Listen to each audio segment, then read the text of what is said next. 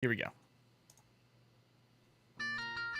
This episode of Lords of the Storm is brought to you by our sponsors over at Patreon, where you, yes you, can also support the show.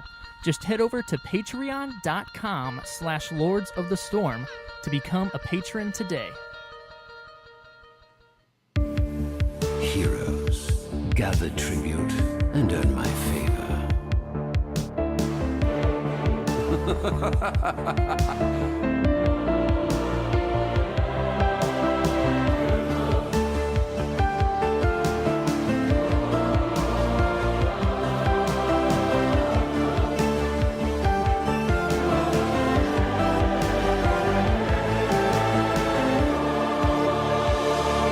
What do you say?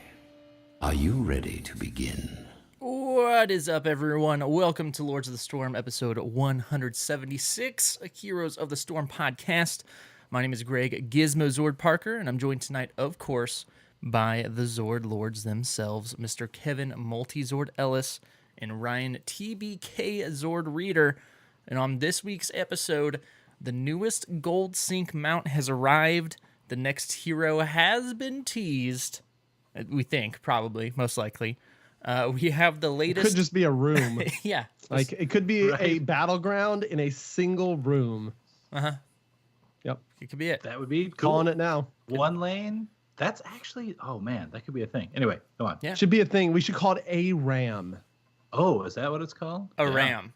You know, it can be now. I don't think that's been It's used a room before. with a ram No. sitting in it. Definitely not. Yeah. Yeah. Yeah. We have the latest balance patch. HGC continues, and something I honestly never thought I'd say again. We're going to discuss Raynor in this week's Hero of the Week. Right? We're going to do it. What is this, 2015? Yeah. Yeah, seriously. What's going on? Anyways, before we get into all of that stuff, how are you guys doing tonight? What have you been up to in gaming this week? TBK? I have actually been up to lots of Heroes, lots of Warcraft. For those not aware, there's a little content patch coming out for Warcraft here soon. It's called Battle for Azeroth. Very, It's very actually, small, yeah. Yeah, just super tiny. So I've been getting ready, playing a little bit of that. So that's been fun. As I told myself at the beginning, I have been playing quite a bit more Team League to try and get that up. I'm going to try and play a ton of Team League because, and I've said this before, I'm just not the Hero League person. I'm really not. If I'm going to be playing games, I'd rather play them with other people. So Team League becomes my ranked fix for that, and I'm going to start. I said I was going to start playing it quite a bit more, and I have been. I'm almost through my placements already. Been doing pretty good. So it's been a lot of fun. Been playing a ton of Raynor. I wanted to get as much in as possible before the balance patch, and after seeing it, it looks like I will continue to get as much in as possible. Yeah, it doesn't seem that bad. Really doesn't. Not so far. Yeah. But there's always next week. Right. And the week after. Multi, what have you been up to this week in gaming? I haven't been able to game as much. I mean, I did squeeze in a little bit of Heroes over the weekend, and I've at least gotten through some of the new content in WoW as well, of course, at least the first week's worth of that. But the one thing I have kind of done that's a little bit different, and I want to kind of point this out now to set myself up later here in the show, but I've kind of finally given up, because I never played Warcraft 3 or any of the other Warcraft RTSs prior to WoW. And so I always kind of kept holding on to the dream that maybe one day I would have the time to sit down and just crush out all of the campaigns in Warcraft 3 at least. But I've kind of given up, and honestly, because like Battle for Azeroth is coming out, and I know, at least from the Jaina trailer that we've seen, there's some, history behind all of that I've read about in the Chronicle books and that kind of thing. But I've still just never seen like the cutscenes or even like the cinematics from Warcraft 3, right?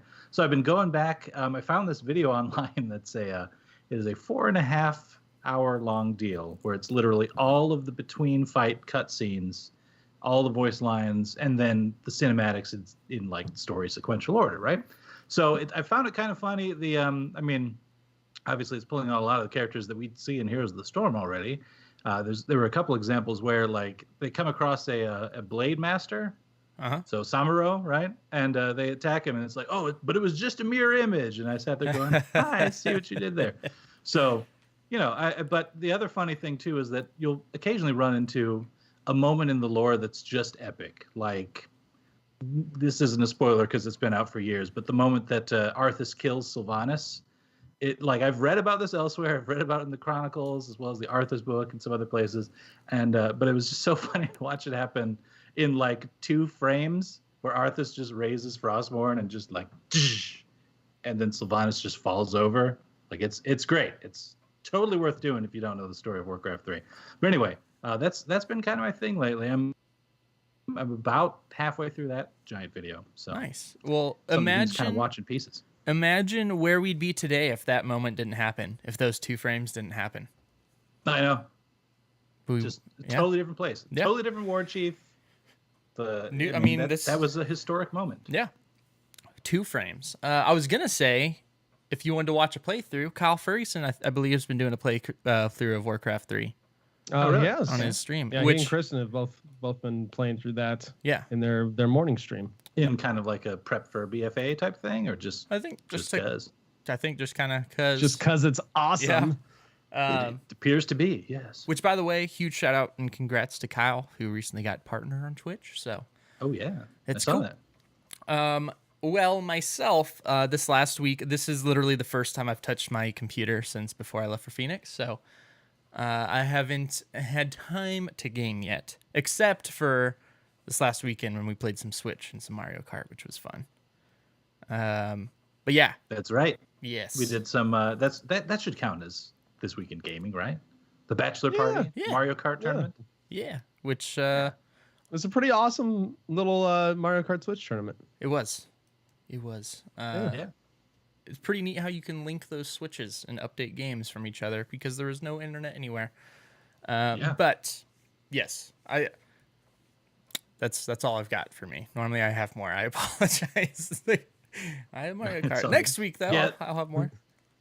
But it's okay, we have a lot of hero stuff to talk about. Yes, we do. So let's go ahead and start getting into that stuff. But one last thing before we do hop into it, we do have a new Patreon update.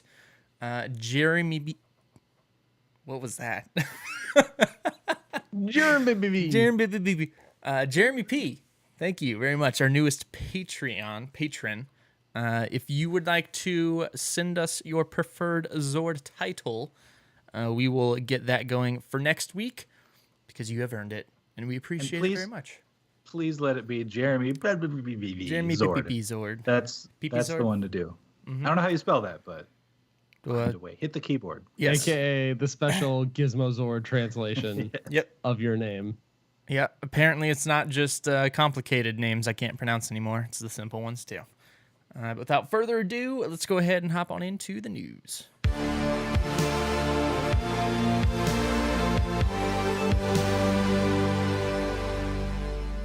First up, HGC Western Clash quickly approaching. Very quickly approaching. Week after next. Yeah. Crazy. So August 10th through 12th, again, that is at the Blizzard Arena in Burbank, California. Tickets still on sale.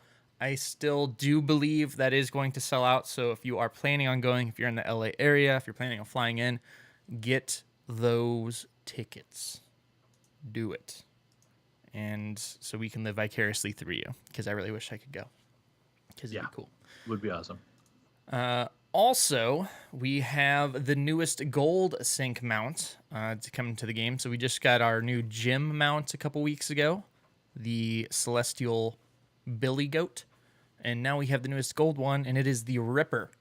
So it's one of the disc hovering mounts, and it's like 3 saw blades going around, slicing with and a dicing. star. Looks almost like a sheriff's star on the top. Yeah. Only much more deadly in every possible way. Which is, that's kind of weird because, so this is obviously the whole Wasteland theme thing. Yeah. Which the sheriff star thing makes it like, it's like, oh, okay, well, that's Raynor because he's like the sheriff dude, but he's already got his bike. You know, why couldn't it be like a spider on top so Nazebo Why can't gets he have something. both? It's true. He can't. All I not know at the same is time, but yeah. I wouldn't want to fall off this thing accidentally. Yeah, it's That's and true. getting on it.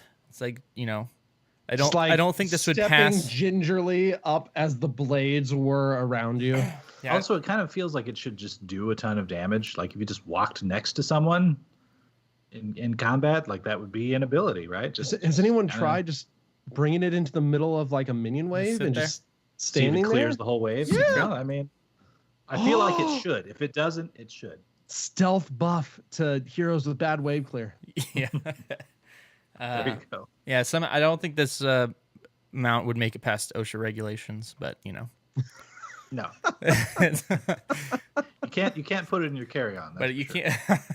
But in the Nexus, anything goes. So again, that's going to be 10,000 gold.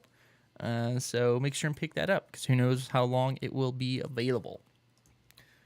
Next, Season 3 has been going on for a while now, a few weeks, and we talked about the changes they made to matchmaking, to where previously they put more emphasis on getting people into games quicker instead of better match games, to where now they want better match games prioritized over quicker matches. Turns out it's a pretty good thing in most situations. However, on those low population servers, they have seen a significant increase in wait times for ranked games. So they don't want that to be the case where you can't get into a game. So until they find the right balance there, they are going to be switching it back to the Season 2 matchmaking configurations for the low population servers only. In reading over this, it seems like that is fairly well received for the most part. So I imagine it must have been really long wait times. And I know we've got some listeners from those regions, so I wonder what your wait times were. I don't know, because ours, it really didn't get worse. I think with the average, I was playing the first week, was like 280. So, which wasn't bad. There was the best post on Reddit was someone, I think it was Australia server or Southeast Asia server, something like that. They posted a screenshot, and it was like 20 some hours. Oh, And they just left it up after they went to bed, and it Yeah, still I hadn't think I saw that queued one. when they got up or something like that. that's pretty So nice. yeah, it's pretty rough. I can't think that every case was Hey. that bad. That would Probably have been not. totally broken. That game should have been super closely matched. I would think so. Best game ever. Best game ever. Yeah, so closely matched that the players are all even the same blood type. I don't know how Blizzard do it, but yep. Yeah. They sneak in while you're asleep, waiting for the queue to get a blood sample. Oh, that's how it works. That's why the queue takes so long. Yep. Also, thanks in the chat. So the gold mount is going to be available until August 20th. So that's all Oh, you yes. got to pick that up. Finally, this week, we got our new, what we assume is going to be the new hero teas. We've had 2 things come out. So TPK, first we got the door hero, correct? It's true. And I was like, a door hero? And then I thought about it, and I was just like, D&D, doors. Doors are the greatest enemy in D&D, door hero. Oh, What if... is that true? Yeah, it's like, It's true. you just... This is a well-known D&D fact that doors are the hardest villains. It could be really strong. I mean, like, you just place yourself in front of their gate so they can't retreat. Yeah, they just can't ever get in. Unless they can solve But the then you riddle. could open up if your allies needed to get through. It's true. Yeah, you just give And then your close allies back the again. passcode. Yep. Yeah, Yep. the cooldown between opening and closing though would have to be balanced somehow, because there's got to be a way that the team might be able to slip into that exact moment. I don't know. It might be just too hard to balance, guys. That character might be too strong. It's true. It's true because you can't make it too squishy, but you also don't want to make it too tanky. It's got to have, Like, is I this know it breaks the rule, but it's got to have some built-in armor. is this an interior Yeah, door? 100%. It's just wood, or is this like an exterior door that still has that nice sturdy mean, metal frame? The door looks the pretty question. metal to Yeah. me. Super metal. Yeah. Yeah. So we took that. way longer than I thought we were going to. But yes, the first picture was a door with some gold and like red aesthetic, and So okay, originally, just seeing that, it looked very Diablo-esque. see, I didn't. And so The door? I didn't see yeah, Diablo. yeah. And so my original thought was, of course, anything Diablo-esque just brings my mind to Imperius right away because I want him so bad.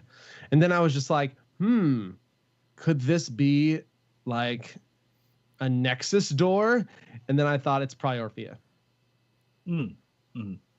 I still think so. That's no matter what you think, it's Orpheum. Yeah, it's just it's always going to be Orpheum until she comes out.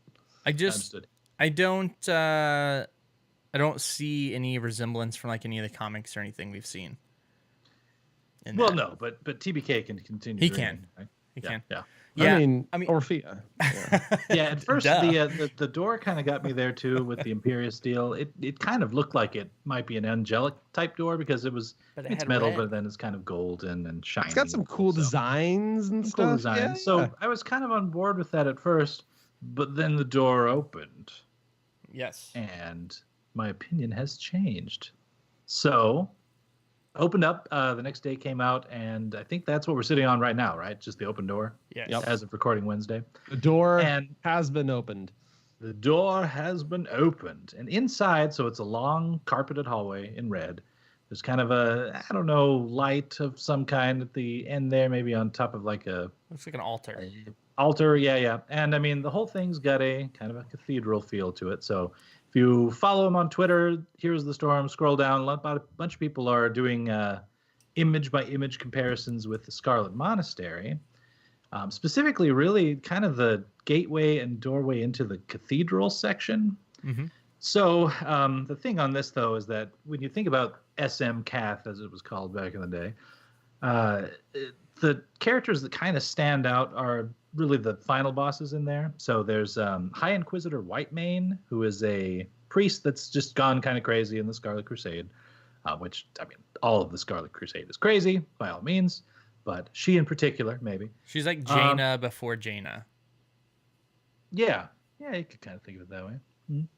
But anyway, so she's honestly kind of a thought. It would be kind of weird to me, though, if the first priest in the game, at least, I mean, okay, Tyranda's kind of a priest, but true, strict WoW priest would be someone that isn't Felon or Anduin or something like that. But I don't know. What do you guys think about that? How would you feel about High Inquisitor Whitemane?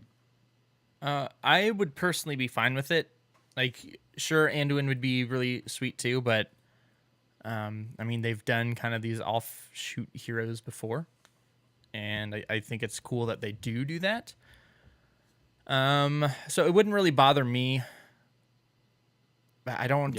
Yeah, I don't know. I like to think that there may be opening the door for who knows what's happening in Battle for Azeroth. Maybe Anduin undergoes some changes. Maybe he's not going to be a priest anymore. Who knows? He probably will be, but that's what I like to think if they do this. Yeah, and I mean I think that's totally valid. Like, BFA seems like it's going to change a lot of stuff. And so because I like a lot of people thought that they would probably do a BFA tie-in, and it's possible they still will. Like, it's possible this is still a BFA tie-in because it looks at the very least like a Warcraft character of some sort.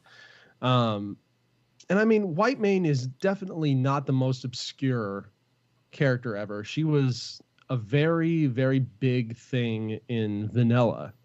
Everybody knew Scarlet Monastery Cathedral Run. We all remember the encounter, but she doesn't have a ton of backstory lore other than that she's a crazy priestess of the Scarlet Crusade. One who actually does have some background, though, is...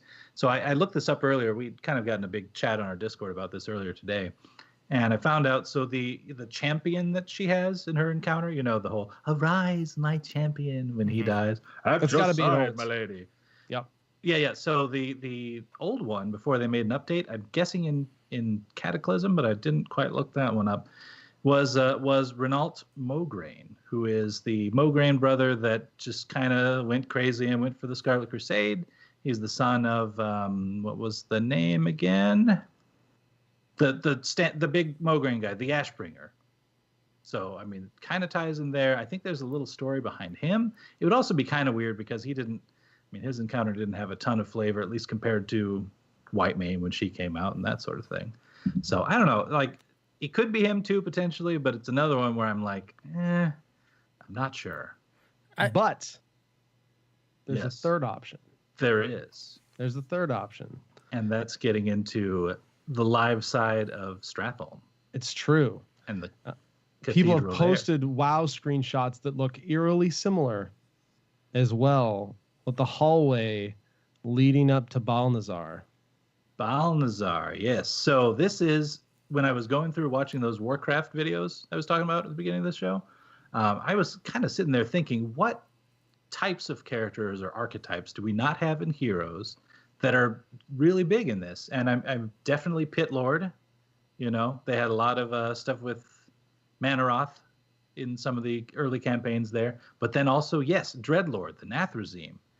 Now, Balnazar would be one of those. He's the one who corrupted the Scarlet Crusade and kind of made them go a little crazy and crazy religious, even more religious than they already were, and crazy. Did I mention they were crazy? So Were they crazy though? yeah. What was that? Were they crazy though? I don't know. I'll have to go Okay. back and do the encounter one more time. But anyway, so Balnazar was the one that was pushing them to do this, and he is one of the final bosses of Live Stratholme, and it kind of checks out. The only thing about it though is that, like, and this is nitpicking, I know maybe Blizzard didn't think about this too much necessarily, but in SM Cathedral, you open the door to the long hallway and it's just straight on. Whereas if I'm not mistaken, that hallway to Balnazar is kind of turning a corner and then going that direction. I don't know if Blizzard would even necessarily care about that kind of thing, but it's a possible consideration. It'd just be interesting if we got a Dreadlord that wasn't like Mal'Ganis.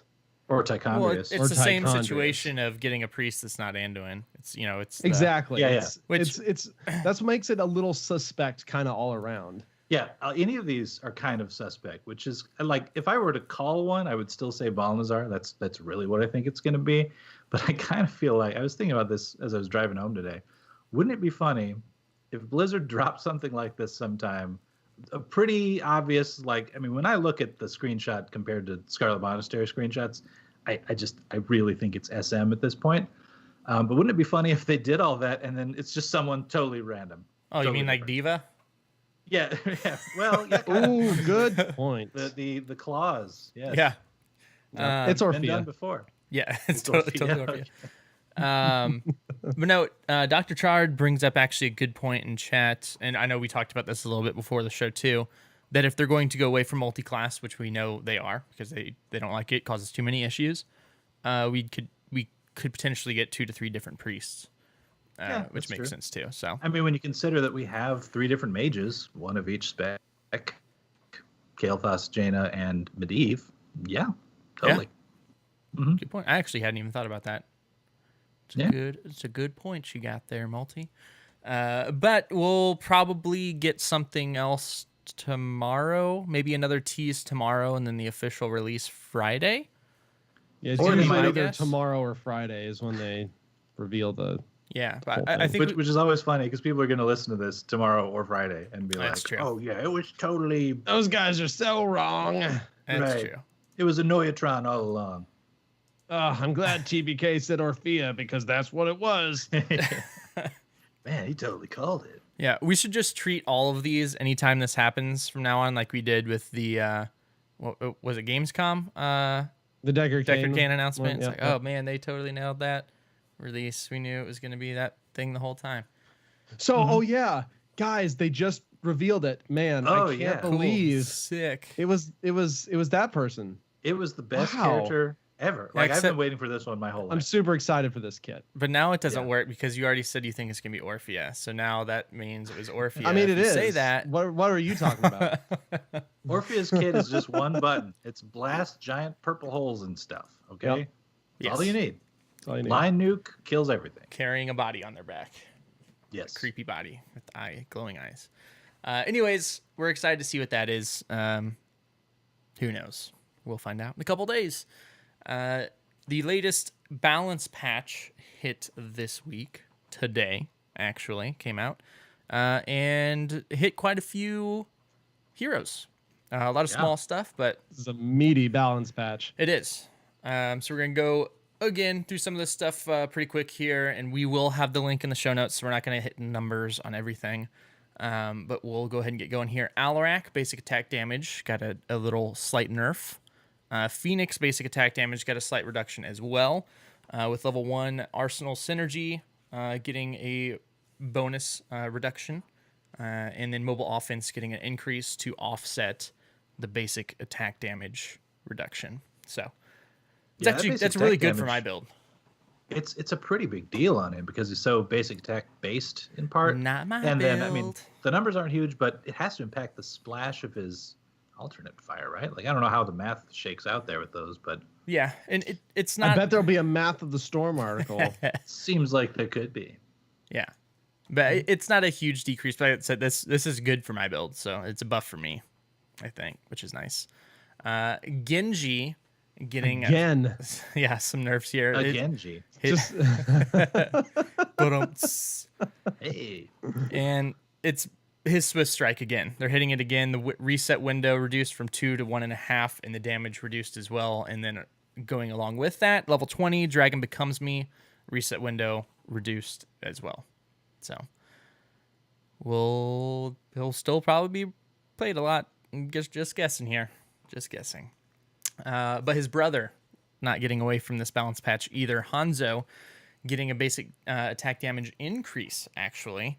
But Sonic Arrow and Natural Agility both getting some slight nerfs. Sonic Arrow, the reveal radius reduced, the duration reduced, and the Natural Agility, the cooldown increased. As well as level 20, Perfect Agility, cooldown reduction increase from 5 to 10. So they just keep messing with this power pie, man. Yeah, and it's this kind of makes sense to me though, because Hanzo is really strong in professional play, but he's not so much like across the board in heroes. So, increasing the basic attack but reducing some of the more high skill cap things to use correctly makes sense to hurt the better players and possibly help the lower tier players. So I can like it. This one, I don't know. Kael'thas, yeah, let's give him some buffs here. Flame Strike damage increase and Living Bomb explosion damage increase. So and fairly substantial numbers here too. Yeah, at least on the Flame Strike. I'm kind of to 345. curious about this. Yeah, I saw that and I was honestly. like, the first time I opened this, I was skimming through it pretty quick, and so I just assumed it was a nerf to him. And then the second time I read through it, it was not. I mean, he isn't seeing as much play as certainly has in the past right now, but I mean, I do see him come up every now and then in my games. He still seems to do well. I mean, if you land the combo well enough, you've stunned someone essentially and done some damage, I mean. It's really interesting because as the heroes team tones down the power of some of these hypermobile assassins like Tracer, and guess what? She appears here a little later. And Genji and that type of thing, the viability of mages naturally goes up because a lot of the mages don't have that mobility, that escape or whatever that a lot of these other heroes that are being picked now do, just to kind of counter or at least have some sort of chance against these hypermobile heroes. And so we've already started seeing a lot of Jaina in HGC level of play. Now, I've started seeing her quite a bit in a lot of the games I've been playing too. And so any damage you give to mages like Kael'thas are probably just going to increase the chances that he will actually show up even more so just because of the decrease in these other heroes. Yeah, it's a good point, TBK. You should probably beware the Daughter of the Sea. What? In Jaina. I'm not scared. No? Me either, man. She's going scared. down. Yep. I don't care about your little rickety boat. Nope. Your silly anchor necklace. Is this the 8.0 beginning quest stuff? No, have you not watched the new Jaina short? Oh my gosh, it's I've amazing. seen a few seconds of it, but yes, I need to. So I like I said, I haven't touched my computer for over a week, so I need to get caught up. but she can sing apparently. So, that's cool. Turns out, yeah. I did not know that. Moving on here, Raynor. Getting some slight stuff here. Raynor's Raider, some attack damage reduction. And if you're using that skin, then it would be the Road Raider, Raynor's Raiders. Hey, Right. I said that really well. I'm proud of You myself. nailed that. I'm so proud of you. Level 1, Ace in the Hole. Damage reduced from 30 to 20%. Still good, though. Level 4, Behemoth Armor. Base health gain reduced from 250 to 200. Fight or Flight. Armor duration reduced from 4 to 3. And then at 7, Unstable Compound. Slow duration reduced from 3 to 2.5 seconds. Developer comments, Raynor's Pepper is bringing a bit too much salt. And that is incredibly true, seeing as he is sitting around a 59% win rate right now on the old hot slogs. These are good. This is a step in the right direction, and I'm actually really glad they didn't just go crazy with it. But I'll go on record to say this, I don't think this is going to be enough. I think we'll probably see some more slight reductions, but they hit, and we're actually going to go over this build in part a little bit later in the show, but they did hit his most dominant build right now, which is a good thing. Yeah, it is good. But yeah, unless they tweak down some of his just basic attack throughput, especially with the pepper, as they allude to there. I know some of these talent nerfs kind of do that, but I don't know. It's so strong. His end game numbers, at least before this nerf, were so high that I think if flat auto attack nerf could be in store, but we're just not seeing it here. I think this is step 1 of 2, and they're Probably. my guess is they're gauging to see how much this brings his win rate down, so that they can then plan the secondary nerf based on that. Which they seem to have gotten better at doing. Like, they're previously, if a hero came out strong, there was a lot of times they just got slammed, and so they seem to have gotten better at making the slight adjustments, because it is easier to gauge then and come to a conclusion quicker, even though they still may be strong after the initial nerf. And we have 3 bans on each side now. Yeah. So my guess is they feel a little less pressure currently to just like totally kill off some overpowered hero, because there are more ways to deal with an overpowered hero in unranked draft and up, which is, I mean, yes, quick match. You can take an overpowered hero and do some decent stuff, whatever. That's what these kind of nerfs are for, is to kind of bring that quick match level down some, in part. But you do have ways of dealing with him. And normally, at least in the team league I've been playing, he usually gets banned. And if he doesn't, honestly, especially with team league, he still was very easy to deal with the right comp. Yeah, he's not one of those broken heroes. He's not where it's super just, mobile. You pick him and you get dominated. Like, you still have to play him well. You still have to have good positioning. So just if you pick him, it doesn't mean you're going to win. FYI, tank Varian, taunt Varian, plus like 1 or 2 blow-ups, he's nothing. Like, he's not a problem at all. Keep your parry. You can basically ignore most of his damage. You go taunt him, and you hit him. By the time you're hitting him, he's a third of the way dead already, and then blow him up before the taunt wears off. Yeah. Like, that was honestly, when I was playing last night, we would actually just let him go through on the enemy team, and that's how we dealt with him. Yeah. And it really wasn't a huge deal. Mm-hmm. So there are answers. Tracer still getting some work here. Basic attack damage reduced by 1. The old Anubarak treatment coming her way. Although, Yes. it is 1 is a bigger deal when you're talking, in the 20s instead of the thousands.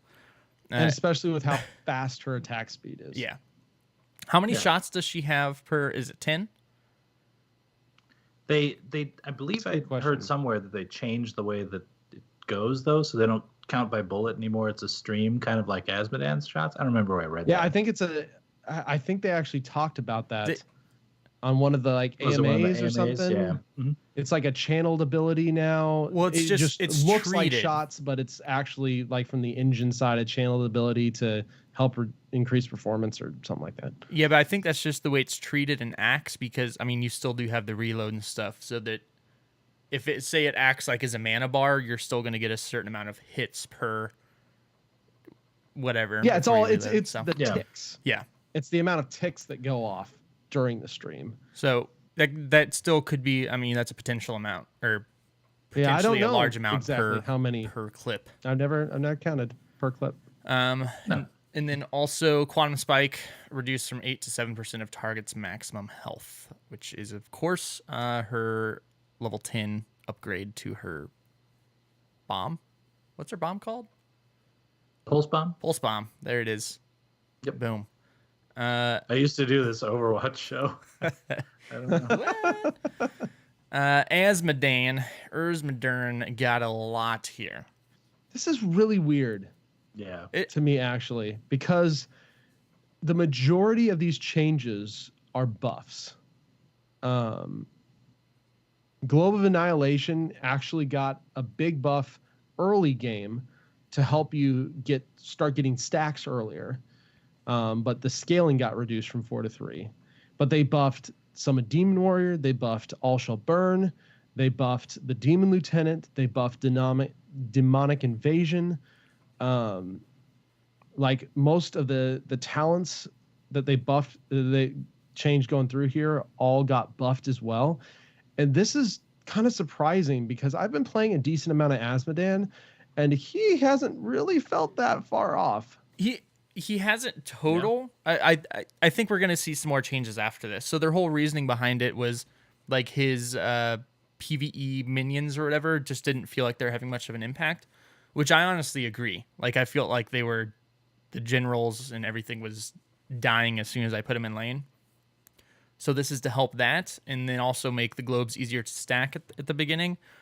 But I do think that something else is gonna have to. I think he's going to be pretty strong after this. That's also weird to me too, because his biggest weakness was early stacking. Yeah. Because once he gets like mid-late game stacking, he becomes a monster. Mm-hmm. Especially if you actually hit your cap and then take the globe upgrade at 20, it is insane. And so this almost erases his early game weakness, which is a little surprising to me. I'm interested to see what the math will come out on that, because it is a big buff to the damage initially, but then the scaling from 4 to 3%, but then you're getting stacks easier, meaning you'll get more stacks throughout the game. So it'll be interesting to see how that comes out. But it's a little odd. Yeah. Like I honestly, he started lower, but that's because I think his play style changed significantly, which it did. Mm-hmm. But it has crept back up. And like I said, I've been having some pretty good success with him. I didn't think he was that far off. So this seems like a lot of buffs. Yeah. It'll be interesting to see if all of these end up sticking. Well, and Critic says, so now he is stronger early, but falls off late, which is an odd approach because, as he also said, especially, I mean, when they were going through the video and stuff, they were talking about him being a late game hero. Which, if he falls off late game now, yeah, he's not a late game hero. So no, I would still argue he could be a late game hero. I mean, yes, the scaling has gone down from 4 to 3%. It was a big chunk of damage up front, though.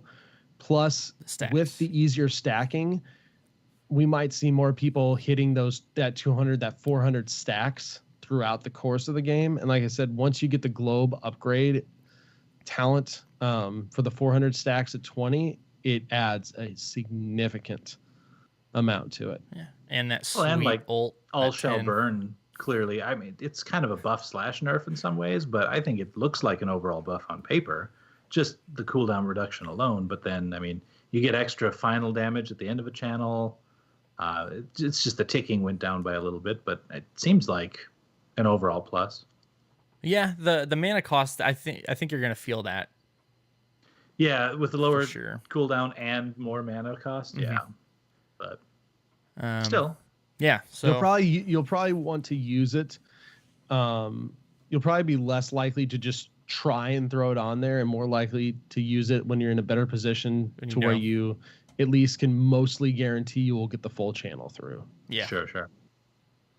good Yeah. point. Good point. Mhm. So we will see where that takes us. We got a couple more specialists here. Murky, interesting. I don't feel like I've seen Murky in patch notes forever, man. Like This one is so funny. yeah. Yeah, it kind of is. So his level 13 fish tank has new functionality. Murky's healed for 25% of all damage she deals with basic attacks and basic abilities. No more soloing Butcher. Yeah. Sad day. So for those Sad that, day. that didn't know, previously I believe it was 75 physical armor, which made it like where against certain comps like just couldn't kill Murky. Right. Yeah, he became A fish literally unkillable. Yeah, Yeah. against certain comps. Yeah. So there's Murky. He's still a thing. I forgot about him, except for that once every month or so I see him in game. And then Sergeant Hammer. This is big. Oh, this is I gigantic. actually, yeah. love this. Blunt force gun no longer deals damage to enemy structures, which of course is not a big deal in itself. But then once you got Orbital BFG at 20, every time you would see it, somebody would shoot it to angle it where it's hitting at least 2 structures. There is absolutely nothing you can do about it. Those 2 structures are going down. No counterplay at all. So that's big. If it's weird that it's this late though, because that's been a thing for as long It's as I can because remember. Hammer is getting popular in Again, competitive play. People are starting to see that have a big effect. Yeah. Yeah. Because it's always been frustrating. Like once you get to Oh, the game yeah. against the Like, Hammer, I it's mean- just like, well, now we have a time clock that we have to win this game by. Especially in ARAMs. If Yeah. you were able to get the Yeah. Hammer pick in ARAMs, most ARAMs tend to towards the post 20, unless the teams are just insanely unbalanced. Mhm. And as soon as the Hammer got that, I mean, there was no core shields. There's no core shields in the ARAM map. Yeah. So you're done. You're on a timer. If you had to keep up still, you're done. You're on a timer. And so I think it'll be interesting to see if they end up having to compensate her for anything. I think it'll still be fine because it is, again, very Hinterland's Blast like in that it's one big chunk of damage. Still, it's still a very team fight oriented thing. Maybe they change it up a little bit to be a little more like Hinterland's, where maybe you get a little bit of cooldown reduction based on how many people you hit. But at the same time, there's nothing wrong with napalm. No, either. I've Absolutely always nothing. napalm's Napalm awesome. better. Yeah, I've always used napalm. This whole time, yeah.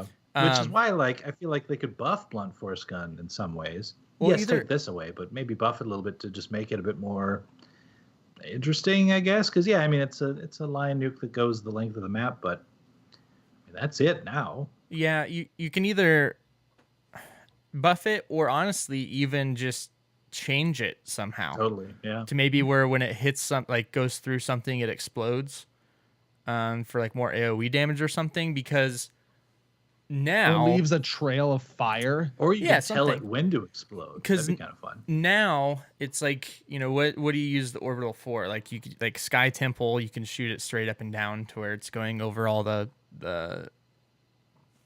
temple I shrines mean- or whatever, or you could still use it for like interrupts, but If really you it have a takes long enough to get it mid around. lane, you could use it as a lane clear. For Yeah. the most part, it will be hitting most of the minions all the way through. So you could use it kind That's of as true. a almost semi-continual lava wave on at least straight lanes. Yeah, that's true. That's true. So who knows? We'll see. And then our supports are getting some changes here. Multi, you want to hit up our supports?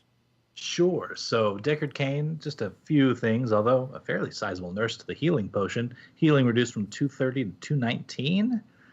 That's pretty big. I mean, it's a good ability. by all means. I think it could have used a little nerf, but yeah, think about that late game with the Endless Flask and everything, getting kind of serious there. But anyway, the other thing is level 13, Ancient Blessings, the trait. The damage is reduced from 72 to 68, but the healing is also reduced from 106 to 100. So, do you guys remember specifically what one that was? I'm sorry, I should have looked it up. I believe that's the one where you give them the AOE healing. Yeah, as your trait activation. Yeah, right. Yep, makes sense. So yeah, there's that. I mean, not much more to say other than a few numbers nerfed to Deckard, but Malfurion. So level 1, there's a new talent for rejuvenation. Malfurion gains 5 health per second for every active regrowth. So that's super interesting, just because it does always feel bad when you play Malf and you have to blow one of the cooldowns on yourself, because you did it because you were maybe out of position or something else. So yeah, I mean, the fact that you just get some free health there. I haven't had the chance to play yet today, so I haven't been able to get in there and try this out, but it's top of my list. I want to see what that one feels like. And they're doing it to make up for another little change here. At level 13, Ice Block has been removed. Finally. This is good. Now take it away from really Nazebo. Big thumbs up from me. Take it from Nazebo. It was always a good... What was that? I said take it away from Nazebo now. I think is he the last one besides Jaina? Who just has it. But Jaina, it makes sense. Yeah, Jaina makes sense. That's fine. Nazebo, though? What? Nazebo and Malf have never really made sense here. And there's been other heroes in the past that also didn't. But yeah, so it's fine. I mean, it's always good on him, but there are other good 13 talents. So and it gives him a much needed weakness. Yeah, it does. And so to give you maybe a little bit of extra movement there, so that they changed as well the nature swiftness.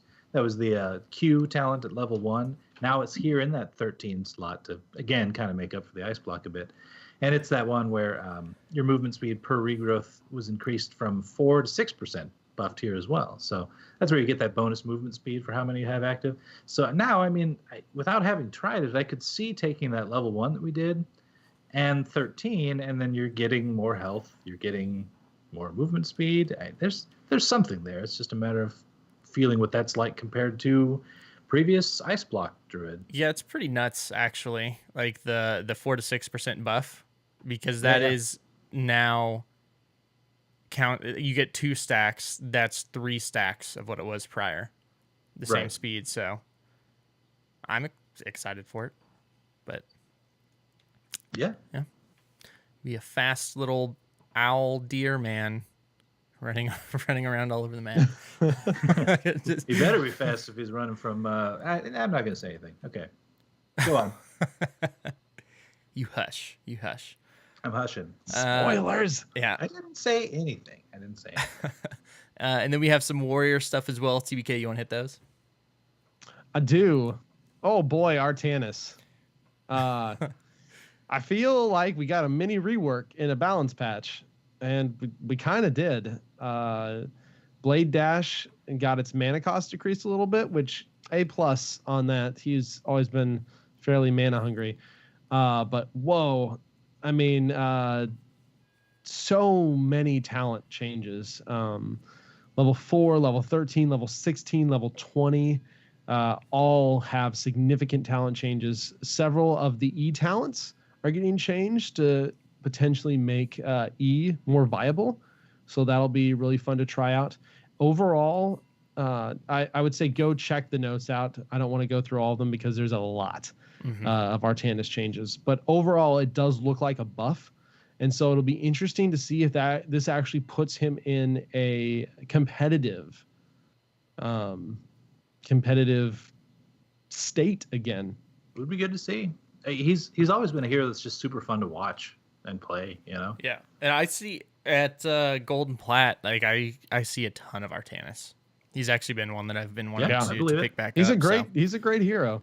Very tanky, and so yeah, it'll be interesting. I'm definitely going to be playing around with him some this week to test out some of these new talent changes. I think I might too. He's always been one that, like, I've always thought, okay, I'm gonna finally take up Artanis, and then I just never do it. But yeah, pretty fun. Yep. Blaze, finally took his slimming armor off and got into his regular armor, as his hero radius has increased from 0.875 to 1. So his hitbox will actually now match more closely his body size. So if you were having trouble hitting him before, this might have been why. And also his neural stim pack at level 1 now only reduces the cooldowns of basic abilities, not everything. So that is definitely a nerf to that as well. Still good. Holy crap. So this next one, there's actually no developer notes or anything. This is Cho'Gall, level 16 Surging Dash, no longer grants Cho Unstoppable. And this sounds like a super tiny thing, super tiny note, but this is an absolutely massive, massive change. This talent was a gigantic power spike for him, where you could honestly sit on the windup and get so much uptime out of Unstoppable for a Q build off of Cho'Gall. I will completely agree this was needed. This was an incredibly strong talent, probably way too strong. It'll be interesting to see if they give him anything else to compensate for that or not. Yeah, what else does the talent do beyond that? I mean, I believe buff the dash in some way where it goes like farther or faster. I could look. I believe it was like a heal, but yeah, if you want to look it up or something, I know maybe chat knows too. This is just part of it, but he's definitely got a few things that make him annoying, and that level 16 was just an absolutely massive power spike. But Cho'Gall has always been an interesting hero, and it's one that I don't think they'll ever get into what many would consider a competitive state. I think he's always going to be very niche from a competitive standpoint, because right now it's if you don't have a comp that can counter him, you're done.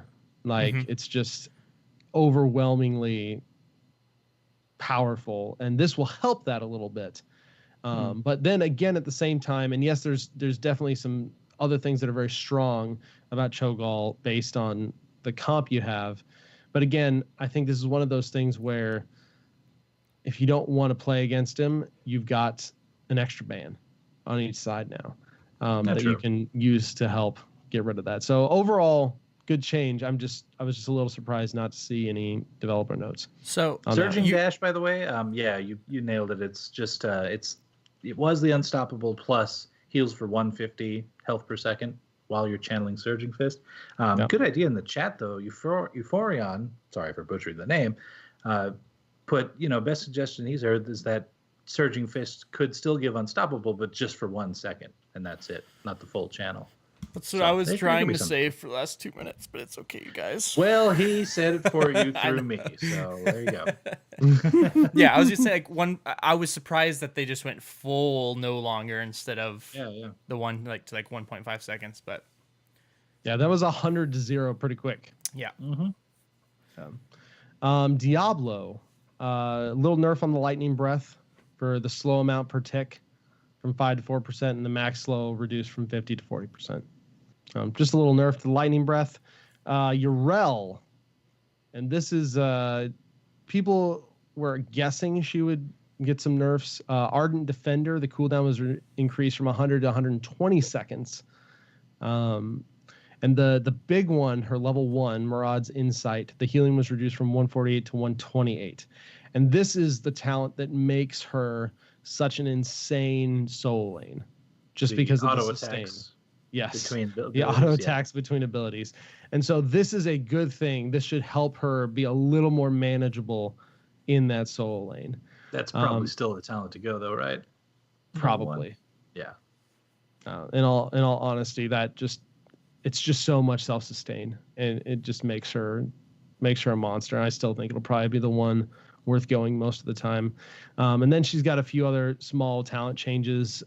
So they're applying nerfs to overpowering or overperforming talents, and that they think that she'll be brought back in line with other heroes and have more diversity.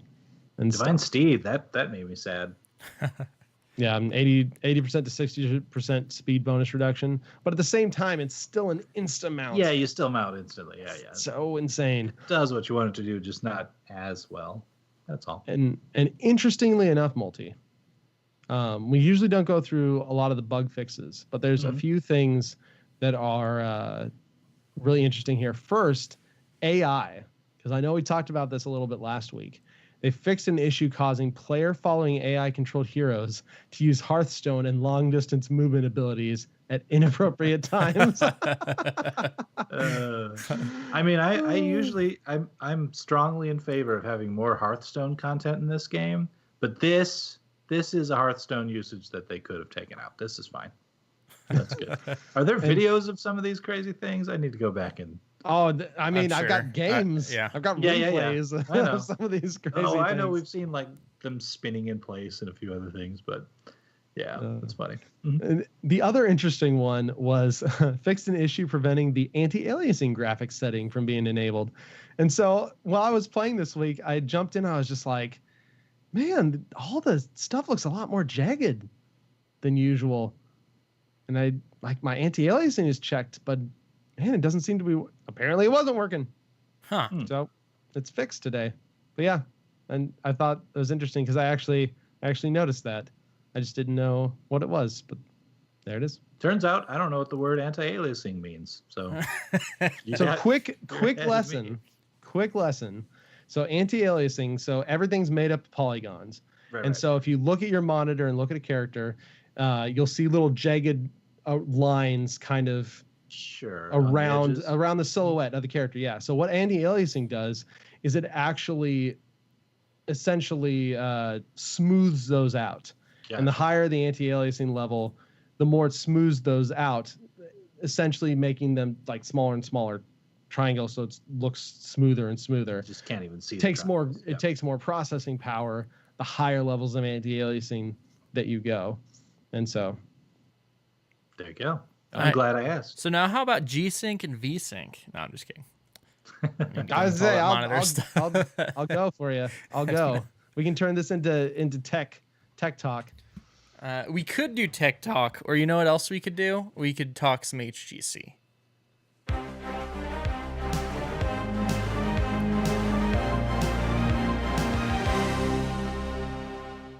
Okie dokie. Okay. That was my lead-in for this week. Oh, thanks. That's all you're saying. Yep. Okie dokie. So HGC this week. I just wanted to highlight a few of the interesting things, and the biggest things, of course, being this was the first patch that 3 bands were allowed in, and this was also the first time the Raynor and Azmodan reworks were allowed in.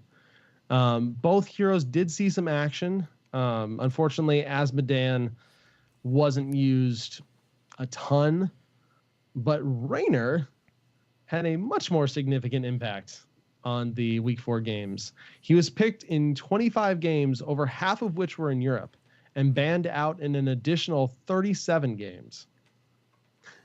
Apparently, his win rate was all over the place, though. It was 100% in North America over 4 games.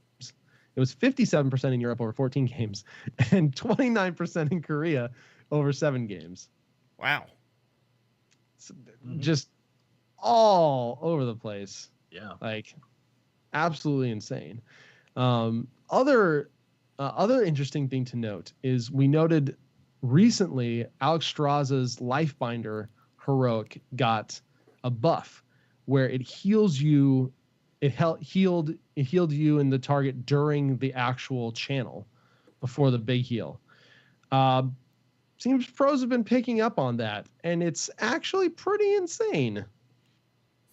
I've always thought the amount of healing you can do. Yeah, because it has so many similarities to Ancestral, but I mean, yeah. Turns out that adding a pretty decent chunk of healing during the channel too was a pretty big deal. Yeah, because isn't it like 300 something over 3 seconds? So it's like 900 healing. It's something pretty significant to 2 targets without looking at it. And then that would affect the transfer of health, obviously, because it would go off when you have more health. So yeah, I mean, sure. Yeah. So pretty big deal. So we've seen a lot more Alex Strauss play. The other big things with wins over the weekend, Method, Team Liquid, and Heroes Hearth secured their qualifications for the Western Clash. Yes. So big grats to them. That's super exciting. Zealots looked much improved this weekend. They actually took some games off of Fnatic, but Fnatic kept their Western Clash hopes alive by pulling a reverse sweep on them. So we've got looking forward to this next week. We should see our final Western Clash participants, Western and Eastern, that is. And also talking about the reverse sweeps, this was kind of cool. No Tomorrow earned their first victory in Phase 2 with a big comeback over Simplicity on Sunday. And I highly recommend, if you have time, going to check out that game series. That one was pretty cool, just all around. Yeah, sounds good.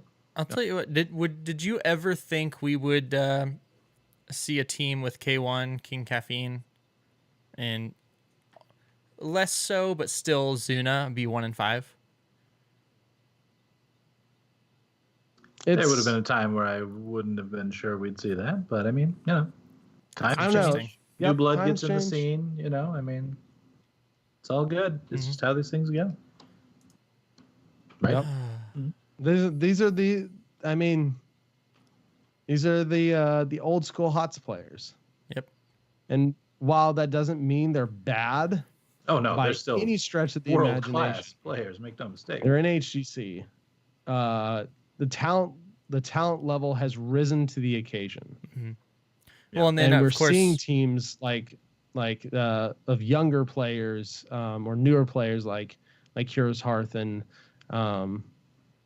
in some ways like looking for more No Tomorrow, even though the scoreboards don't show it. There's a lot of these matches in HGC or this phase the last several weeks have been much closer than a lot of the scores would initially make it appear. Mm-hmm. Makes sense. Yeah. And some of these, I mean, a lot of these players have been around since Professional Heroes was a thing, so they're getting older. And Which is really weird to say. It is. Right. That's kind of how it is in esports, though. I mean, I'm not saying that this is the reason with these guys or anything, but you just generally do see, people even getting into their 30s start to have to retire because sometimes reaction times start to slow and all that, which makes me feel terrible. Imagine in 20, 30 years from now, because esport athletes right now, for the most part, everyone we know is like 30 or younger. There are some out there, especially like StarCraft, that are older that people recognize. Mm-hmm. But imagine like 20, 30 years down the line, we'll have like esports Hall of Fame, and like it'll be, you'll see some like 55-year-old dude, and you'll be like, oh my gosh, do you know who that is? Do you know who that is? That's it's King Caffeine. It's like, what? Why are you calling some 55-year-old dude King Caffeine? Because he was a really good player at one point in time. It is kind of crazy to think about. Yeah. Because esports has really only been, esports has been a thing for a while, but it's only really been a major thing maybe the past 5 years. Yeah. Where it's starting to get really mainstream. Yeah. Exactly. Yeah. Like it's been around a long time, but from a mainstream perspective, yes, it's really only been going mainstream the last 5 or 6 years. And so that is kind of crazy to think about in another 5, 10, 15 years that esports may be as big potentially as things like baseball or football. There's some investors out there banking on that. For sure. So could be. Yeah. I'm hoping so. Yeah, me too. As far as the patch schedule goes for week 5 and then the Western and Eastern clashes shortly after that, week 5 will again be on the Raynor Asmodean rework patch, the same patch that they played on this last week. And then the Eastern and Western clashes will take place on the Raynor Azmodan balance patch that came out today. And so that will be really, really interesting to see with a lot of these balance changes in place, especially with the likes of like our Tannis. Oh, yeah. Pocket pick of Tannis. Oh, man. Sweet. That'd be so cool to see some Artanis again in HGC. And it could happen with these changes. Especially with like Battlefield of Eternity, stuff like that. Is that in the rotation right now for HGC? Yeah. Thought so. Yep. All right. Well, we will keep our eye on that and see if what happens this next week before the Western Clash. Now, it is time for our Hero of the Week. Hero of the Week.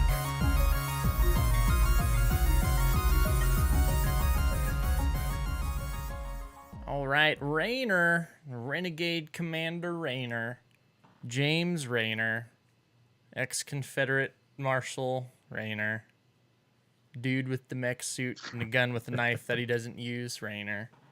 Why doesn't he use the knife? I think they could have done that with the rework. He doesn't need to. It's just there. Looks cool.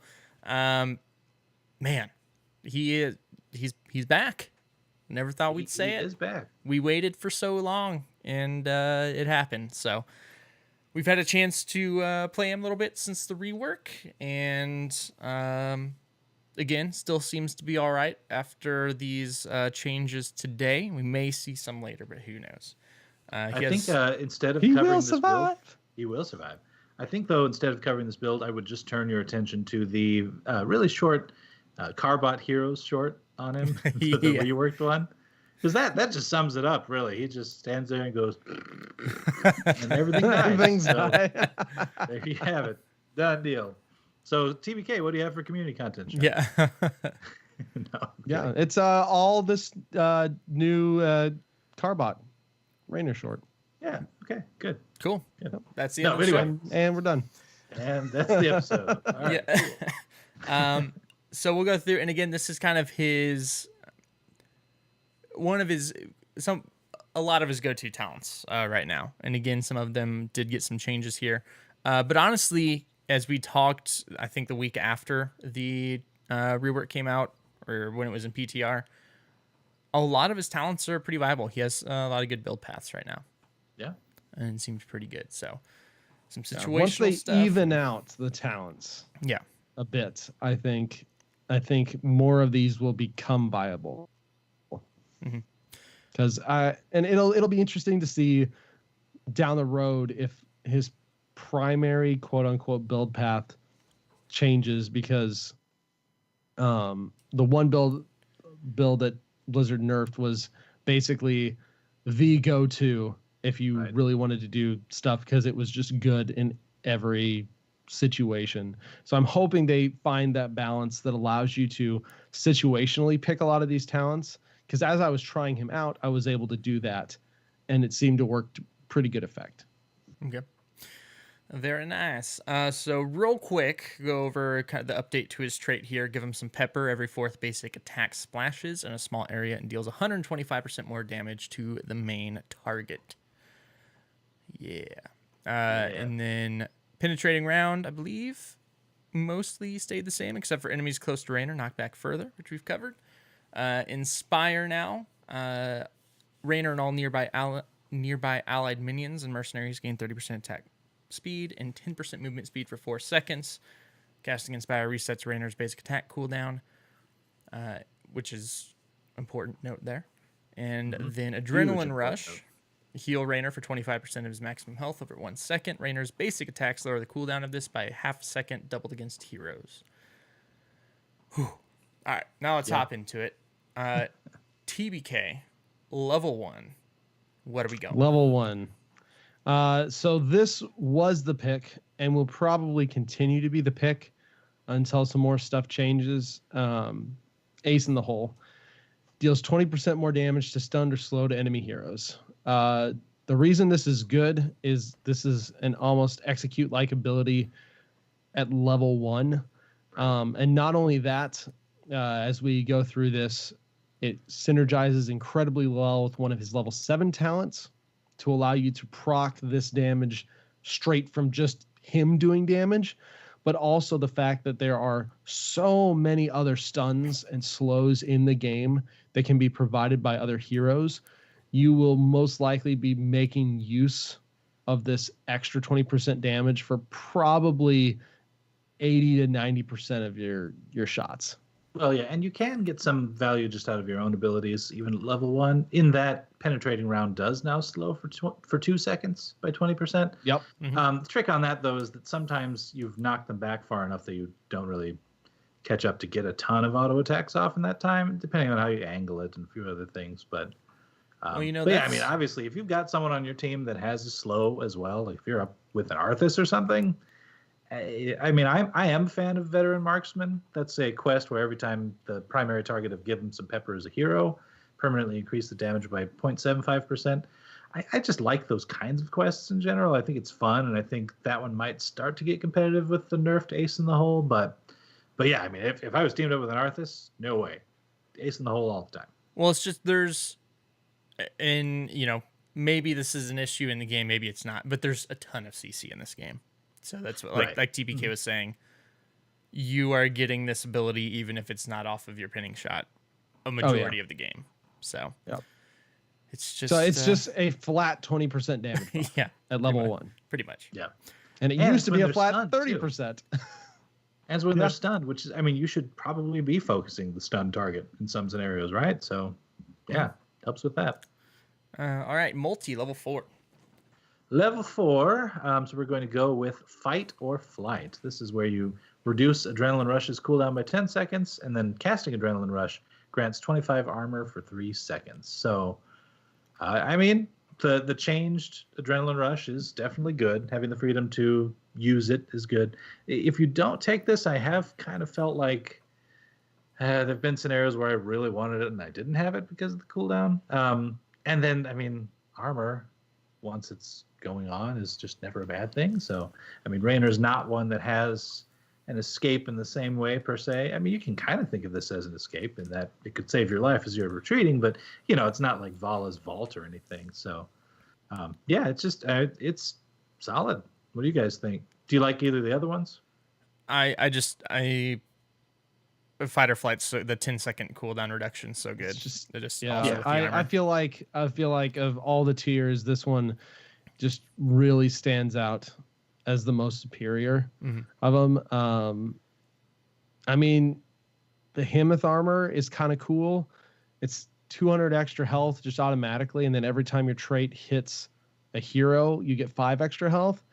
You could maybe make that worth it on a 2-lane map, potentially, where you're hitting heroes a bunch, or any map where there's going to be a lot of team fighting, unless you just kind of being somewhere in a lane, because otherwise you're not going to get a whole lot of value out of that if you're not able to hit heroes most of the time. But that, like I said, the armor's super nice, but the 10-second cooldown reduction on what is now a 45-second cooldown is huge. Well, I would even argue, like, with the Behemoth armor, like, depending on what healer you have, your effective HP is still probably higher with Fight or Flight, because you're able to cast it so much more and keep yourself up above like 3/4 health.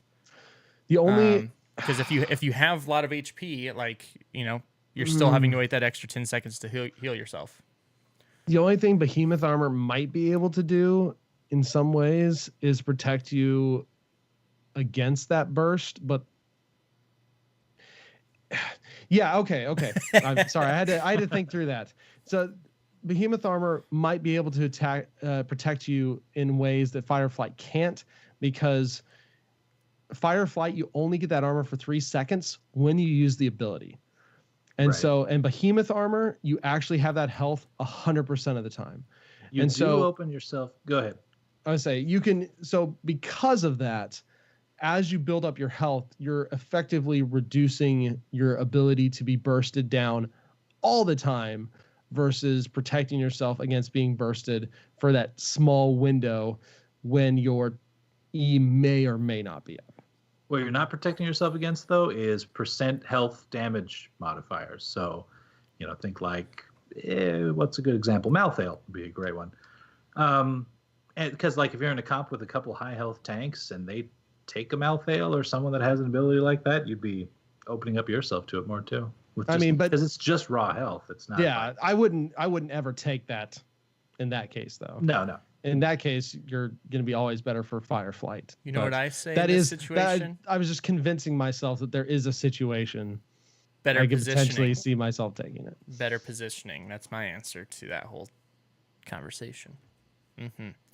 I don't know. Level 7, we have Fuel the Rush. While Inspires active, increase Adrenaline Rush's cooldown reduction from basic attacks by 200%. Or also, Unstable Compound, increase the area of Give Them Some Pepper by 15%, and enemies hit by it are slowed by 10% for 2.5 seconds. So. Now that's the one you stack with Ace in a Hole. Yep. Yes. Yep. It's an AoE slow, and it's pretty good. Yeah. And you get it off fairly frequently enough. And you can even kind of control when you get it off if you're keeping track of your pepper. Mm-hmm. So, Yeah, which there's a handy little UI indicator, and you glow. yeah, a lot of ways to keep track of your pepper. Mm-hmm. Mine is actually in my cabinet just to the left of the microwave. I think it's between the salt and the Lowry seasoned salt. So, Yeah, and if you didn't have the UI indicator, you'd have no idea it was there. yeah, I really wouldn't. So, thanks, Blaze. Yeah. But now, Yeah, I would say Unstable Compound, at least right now, almost 100% of the time. yeah, Fuel the Rush is really just if for whatever reason you are needing more sustain in a lane. I take that in quick match if I'm in a can see that. no healer game, because that thing allows your E to be up so freaking often. Yeah. Super, super nice for no healer quick match games. But under normal circumstances, Unstable Compound, because the synergy with Ace in the Hole is just too good not to pass up, Agreed. or too good to pass up. Level, And again, this is the build that Blizzard's kind of hitting with the balance today. So, yeah, I mean, it's still, you're doing 10% less damage from your Ace in the Hole now, which is big, but Right. it's still really good. it is. TBK, level 10. So before the nerf today, I would have said Raynor's Raiders most of the time, but it's kind of weird because now, so Raynor's Raider is now a perma pet that you get. You can kind of redirect it like an Ultralisk or Jaina's Water Elemental. If it dies, there's a 45-second cooldown before it comes back. It deals damage, and it regenerates its own health if it hasn't taken damage in the last 4 seconds. The big problem with it I've seen is that most people don't know how to use it really well. They die instantly. And if you don't use it really well, it dies super quick, and it basically negates your ult completely. Yeah. It's very easy to negate this ult. So if you are good at it, if you're good at microing it, it is a massive damage increase, and it can be great for chasing somebody down to finish off that last little bit of health, which is kind of nice. But if you don't use it properly, it's ton of wasted potential. So, what are some tricks to microing it that we could give out? Making sure that you click it back to yourself to follow you in certain situations. Instead of just Making charging sure, in, making sure that you kind of don't just start firing and forget about it.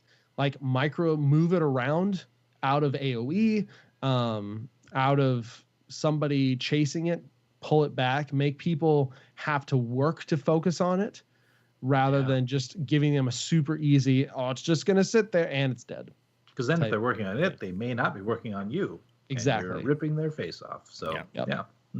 I still really like Hyperion, honestly. It is insanely good zone control. And it can still be very good on certain maps. It can be very good on Braxis when you're using it to push with the Zerg wave. It can be very strong on Volskaya, where you have a very focused, large objective point that you're going to be fighting on. It can be fairly good on Sky Temple as kind of a zoning potential, and you can cover the whole temple area for a decent amount of time. I don't use it on everything, for sure. because Raynor's Raiders is actually nice and viable now, but there are still definitely certain situations where Hyperion can be very good. Agreed. Yeah. Agreed. Level 13 multi. So 13's tricky because all of them are actually really good. So we're going to highlight a couple here as possibilities, but I want to even shout out the other one because they're just good. So let's have, first of all, the Giddy Up is what we're looking at. So this is where you gain 10% movement speed while mounted and unmounted. Inspire grants 10% more movement speed. So Giddy Up kind of synchronizes with some of our build that we've done so far in that, like, some of the slows you're getting off are definitely impactful, but not huge in terms of numbers. Like, I mean, if you get the Q off, the 2 seconds of 20% slow is there. You can buff that a little bit, maybe. You got, like, the unstable compound just gives 10% slow. So if they're slow 10%, but you're increased 10%, you're just keeping on them more, landing more of those auto attacks, the buffed ones, even at that with unstable compound, and Ace in the Hole, of course. So, I mean, there's just, and like, again, he's a ranged auto attacker. Almost any time that you can take just base movement speed on some of these guys, it can be a huge deal in terms of, like, what you can land, what you can escape from, that sort of thing. So I'm a fan. Also should shout out Rallying Cry too, though. That's another possibility in our build here.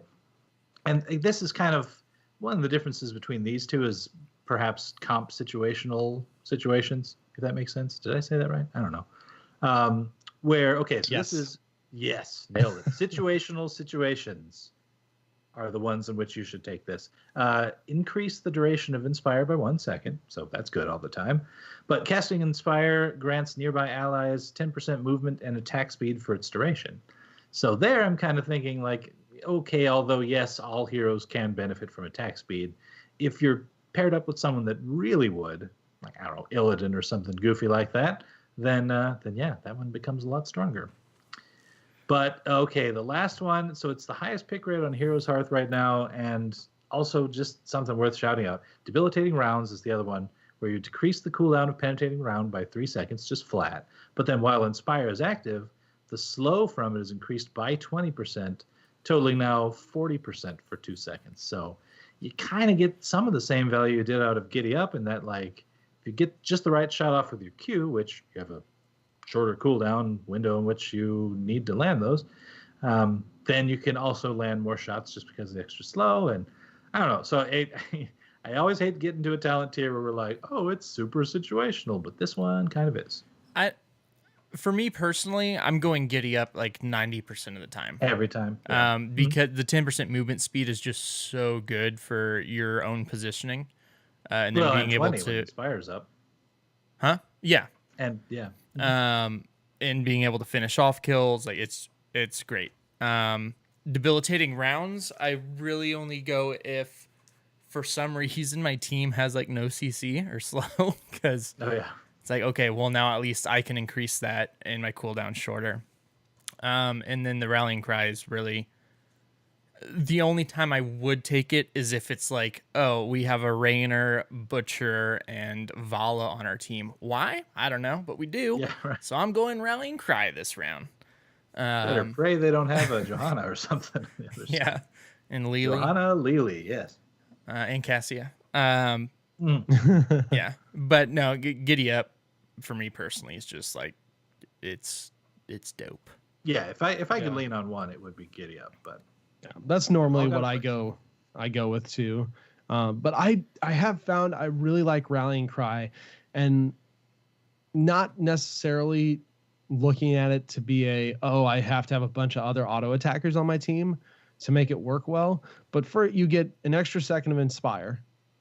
So that's good. That's an extra second of attack speed. That's an extra second of the extra movement speed. That's an extra second of your minions and mercenary attack speed as well. And then not only do you get all that, but all the allies around you get 10% movement speed and attack speed. And this can actually be really good for getting people out of bad situations, or when you're chasing someone down, or when you're retreating. Because if you're all halfway decently close, boom, that's 2 to 4 other people who now have extra attack speed and extra movement speed as they're chasing people down, as you're slowing them with some of your other talents and your Q and whatever the other team members can do. So I kind of, at level 13, I think you probably have a fairly good grasp on whether you need that type of thing versus the enemy team or not. Yeah. If it's only one person on your team that's consistently like you're having to save, it's not worth it, because then go debilitating rounds because you can save them with your Q. But yeah, I get your point. It just feels kind of weird that there's a talent at 13 that turns Inspire into what it used to be. I know, it is kind of funny, isn't it? Which like it's fine because it still has its uses and stuff, but at the same time, like in the back of my head, it's kind of feels bad, man. Well, but it's still not what it used to be, because it gives you that off swing auto attack plus this now, so it's better than it used to be. Yeah. Level 16 here, we have Paint Them Red as one of our picks. Increase the damage of penetrating round by 50% and heal for 100% of the damage it deals to heroes, as well as potentially Give Me More. Increases adrenaline rushes healing by 50%, while Inspire's active gain 1 basic attack range. So here's where I'm thinking why people are taking debilitating rounds at 13, because then you get to, with the lowered cooldown and a few other things, get way more damage out of them. And it's kind of interesting if you go that route, because you can totally do a build that's been up until that point kind of based on auto attack damage, and then all of a sudden it's like, okay, 16, now my Q is really hurting too. So yeah, it's just an interesting build in that sense. But no, this is again kind of one of those things, like by 16, if for some reason you need the extra range, like it's super helpful, plus you're still getting some extra healing from it. Yeah. But your Q can hurt too. Especially if you're going debilitating rounds at 13. Oh, heck yeah. Then you want to be going Totally Paint Them Red. But if you're going with Giddy Up, then, probably more so. I personally would go Give Me More, but Paint Them Red's still also viable. Yeah. And then you've got your situational talent for if the enemy's got a lot of high health targets. Yeah. With Bounty Hunter, because that's your percentage damage pretty much, and a little extra armor. And something that a lot of people do forget on this is if you take Bounty Hunter, you can actually activate your D to give you an instant use of Give 'em some pepper. Yeah. Which is really interesting. Yeah, which is really interesting. And also super easy to forget, so I'm glad you mentioned it. Yeah. I've taken it a couple times and then totally forgotten to use it. Crap, I can activate this now? Yeah, cool. By the way, you don't want to use when you already have Give 'em some pepper, or say if you need one more shot to do it. Try and use it directly after you have a Give 'em some pepper. So, very good point. TPK level 20. Oh, level 20. You are so situational. There's a lot of really good stuff, and it honestly kind of depends where you're at in the game. So we'll just kind of go through them. So if you went Hyperion, you have the choice to go Indomitable Resolve, which acquire weak spot, lowers the cooldown of Hyperion by 5 seconds if the primary target is a hero. So basically, I believe every time your trait procs, and it's not called Acquire Weak Spot anymore, it's called Give 'em some pepper. So that is a Hero's Hearth thing I should mention to them, because, But every time your Give 'em some pepper goes off, it lowers the cooldown of Hyperion by 5 seconds if the primary target's a hero.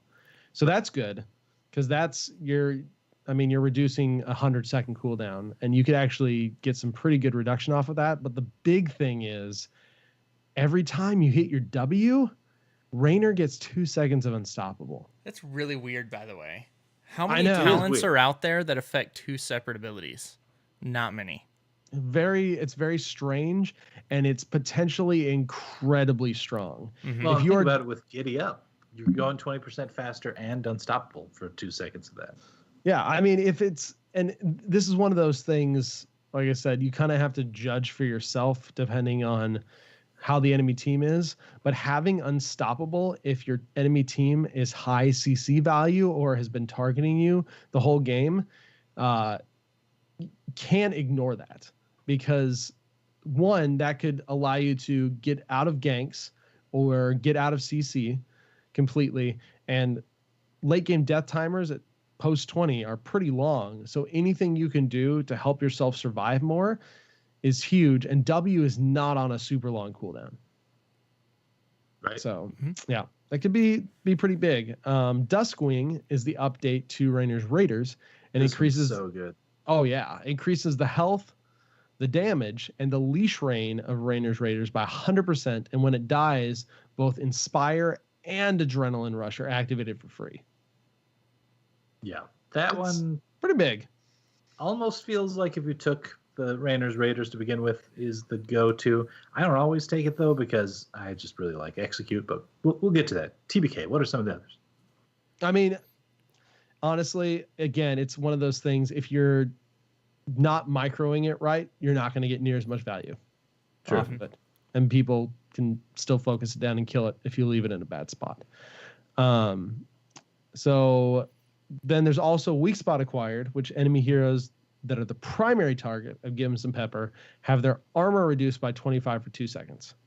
Yeah. So you actually just have to pick this talent and somehow Indomitable Resolve to get that other level 20 talent to work. It's not a typo. Exactly. Oh, yeah. Yep. I don't know how to do it, but if someone figures out how to take 2 ults, I'm sure level it's 20, not against the TOS. No, yeah. Someone please let me know. And then finally, just kind of an overall general, this is probably never bad if you take it, Execute. Extra 20% attack speed. Basic attack damage is increased by 25% against targets below 50% health. So now, if you took Ace in the hole, you have 20% extra damage against slowed and stunned targets. You have 20% increased attack speed, which means your trait is going off more often. And if you got slow on your trait, you're slowing them more often. And now, once you hit the 50% threshold, you're doing another 25% increased damage. Yeah, and that's 20% attack speed base. So before you apply Inspire. Yep, it's pretty insane. I like that one only because you can just always count on it as a power spike. I don't have to have a ton of value out of my Duskwing to get that going. Weak spot, yes, it's good, of course, but it's kind of one of those where like you want your team also focusing your target within that 2-second window to maybe help burst them down because you've only reduced the armor every so often.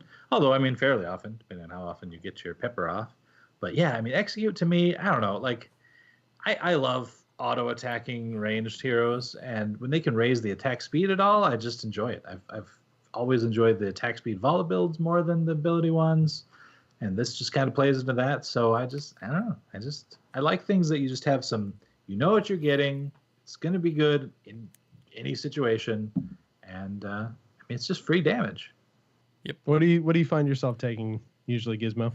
If I went Raynor's Raiders, then, which I do most of the time, then I'm pretty much going Execute. I've never... Oh, yeah. Mm-hmm. I haven't taken Indomitable Resolve much because I go Raynor's Raiders, but if I ever go Hyperion, that one's very intriguing. But yeah, Execute, I like it a lot. I need to play with Duskwing more though. Seems good. It is. It's it makes it harder to, I mean, you have to be really good with the Raiders for it because it actually makes it harder to use. Because if The for Raiders? for some leash reason, range. That's you true, yeah. you are bad at Yeah. remembering to get it back, now it's just an enemy line's getting hit even longer. So Yeah. if you're But, bad I mean, at if it, you're it's just good actually enough making with the it Raiders worse. to use and get value out of that, then I mean you're already there, right?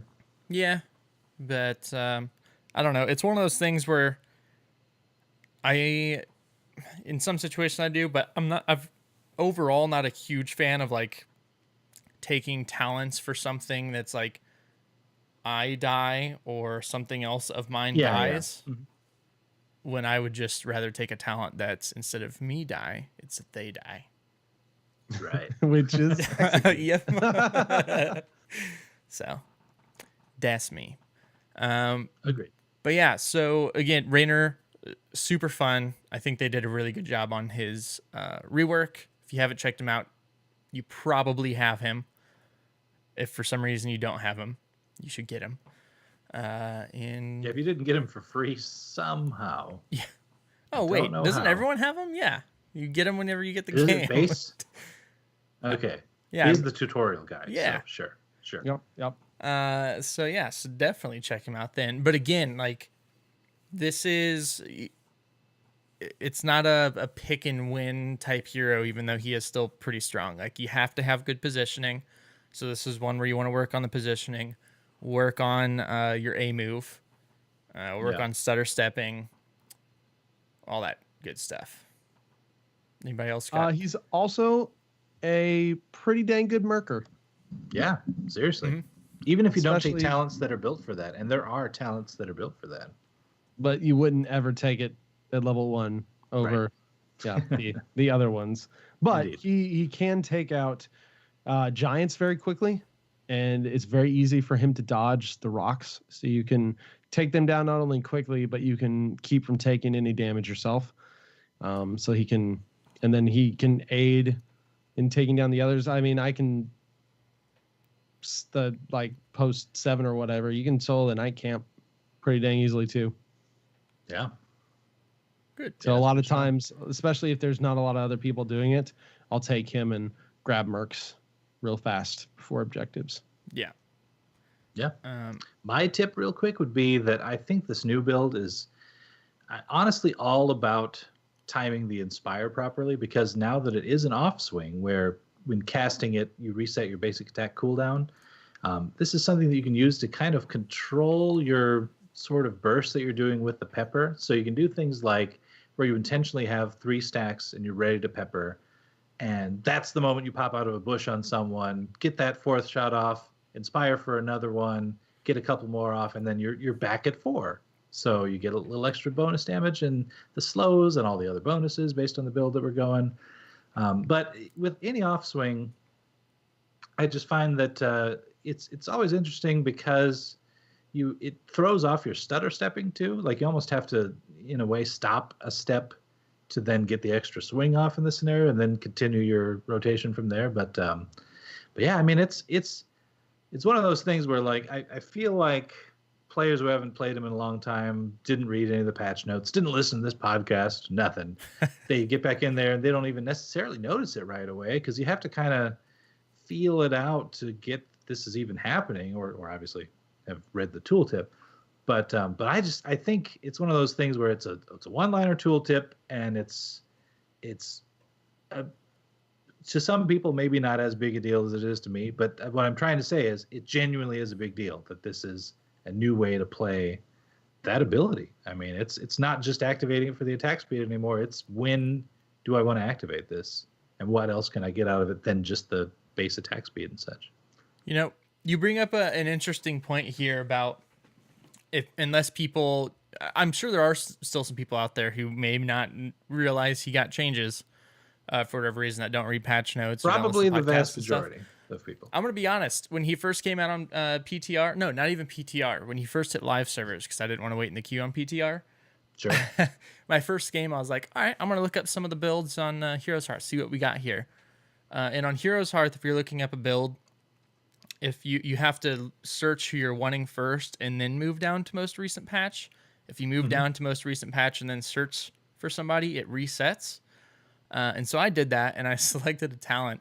And I wasn't really even like reading through some of the stuffness. Like I gave it a quick glance. I was like, okay, let's hop in. It took me till like, I don't know what talent tier. It was like 7 or 13 or something to realize finally, this is a build from like 2015 or not 15, but like a couple years old. Oh yeah. And none of what I'm doing makes sense just because the icons were matching. And I finally hit a talent where like the icons weren't matching. I was like, what the heck's they're going the same on? icons for a while? That's funny. A lot of them. Yeah. So yeah, it's definitely possible. And don't do what I did, because I felt weird. Anyways, definitely again, hop in, check him out. Hopefully he's not getting banned all the time, but you know, 3 bans, you got to do what you got to do. Yeah. He's gotten through a couple of my. I did a couple of my Hero League games this week, and he got through actually both, and definitely first pick when he was let through. So I had a game his first week out, which is when I last would have been playing. There were 2 games, not in a row, but 2 games in one day where he literally got through to last pick. And it's like, what's happening? I don't know. That's weird. See, those are the people that didn't read the patch notes. Yeah. Didn't even know that he was good. The sad thing is I didn't pick him whenever I should have, apparently. I've been playing so much Raynor. He's become one of my favorite ranged assassins now. It's just nice beating everyone on the damage charts, isn't it? Like, isn't that fun? Anyways, again, check them out. Let us know what talents you like, if there's any builds that stick out to you now after these changes for whatever reason, and enjoy. Now, TBK, let's move on to community content this week. So this week, it's pretty simple, and this is actually a cool community fan skin. It's a Yrel skin that's kind of like Mass Effect. Cyberpunk. It reminds me of Mass Effect. Yeah. Kind of Terran, too. Reminds me of the Ghost in a way. Or the Adjutant. Yes, there you go. StarCraft. The Adjutant. Yeah, very, very sci-fi looking skin. iRobot. Very, very cool. Yeah. I really cool. I really like it a lot. Very Ghost in the Shell-ish. Have you looked at this person's other skins? I have looked at a few of them. Did you see the Sentinel bot Phoenix?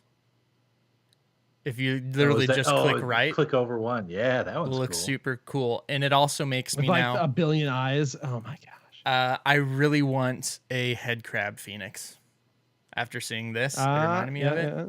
Yeah. Head crab Phoenix. I'm on board. Cool. I'm on board. D-Storm Raynor. That's like Destiny Mass Effect-ish. Yeah. He does a lot of they got a few skins. skins. They got a Purifier Zagara skin, like a robot Zagara. Yeah. I really like that. It's a lot of good skins. Oh, and this is the person who did the Cosmic Galaxy Ragnaros, which is also one of my favorite fan skins. Blizzard, please make this. Yeah, agreed. This speaking of the talented. Adjutant, though, that would be a really funny one for this next hero to be. It's like Scarlet Monastery hallway, Adjutant comes around the corner. Yeah. That's what I want to see. All right. So we'll have the link to this in the show notes for all of you who are just like, I really want to see stop talking about it. Yeah. Mm-hmm. We had a few questions this week, and I know this isn't an exceedingly long episode, but we are going to have to push some back here because old Gizmo's got to get up bright and early tomorrow. Mm-hmm. But before we get out of here, Multi, why don't you let people know where we can be reached? Why, certainly. So you can join us on Twitch, Twitter, Facebook, and Patreon at Lords of the Storm. You can also find us in-game by typing /join /LOTS, or we got our Discord at bit.ly/lotsdiscord, or it's sticky at the top of our Twitter. If you want to help us out, there's a couple ways of doing it. Reviews would be a good one. Patreon, I mentioned. If you guys are even considering that, we thank you. And either way, we thank you. Also, you can email us with feedback or questions, lordsofthestorm@outlook.com. So, yeah. Gizmo, where can they find you? Oh, you can find me on Twitter at Gizmozord, as well as Twitch, twitch.tv/Gizmozord. My streaming schedule right now is currently, I don't know. I'm getting adjusted to my new job. I definitely still plan on continue streaming. Obviously, it's not going to be like full-time like I was the past month or so. But we're going to be doing it still. So I will keep you all updated on Twitter. And of course, Convert to Raid presents Battle.net News with Pat Crane in the fam. World of Warcraft, everything Blizzard, good times. Multi, where can you be found? Things are happening in World of Warcraft now? That's news to me. It is. I can be found on Twitter at Multizord.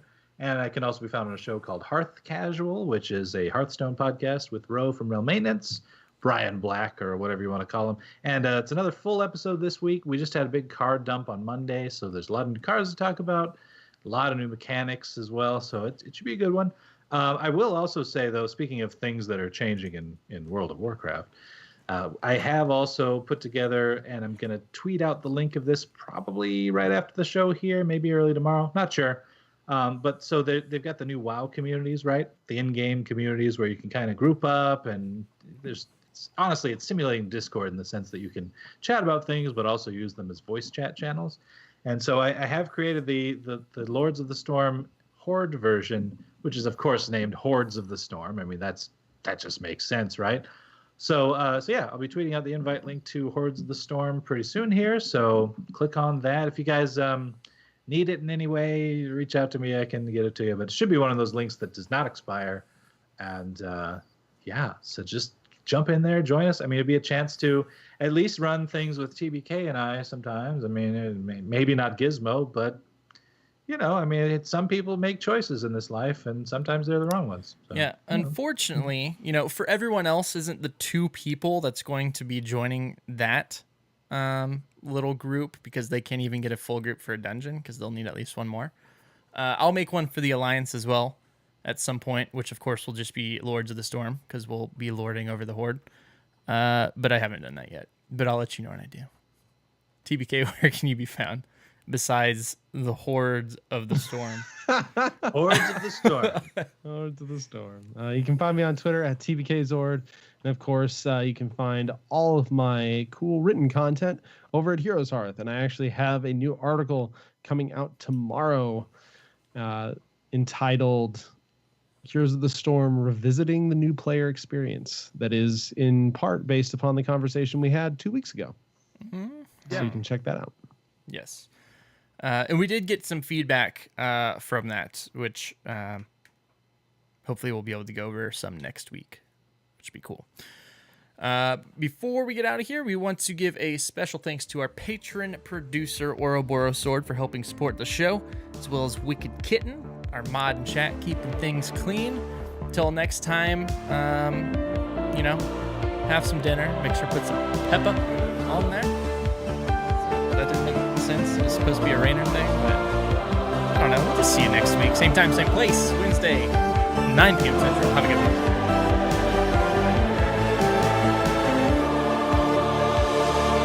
one. Enough. I shall do no more.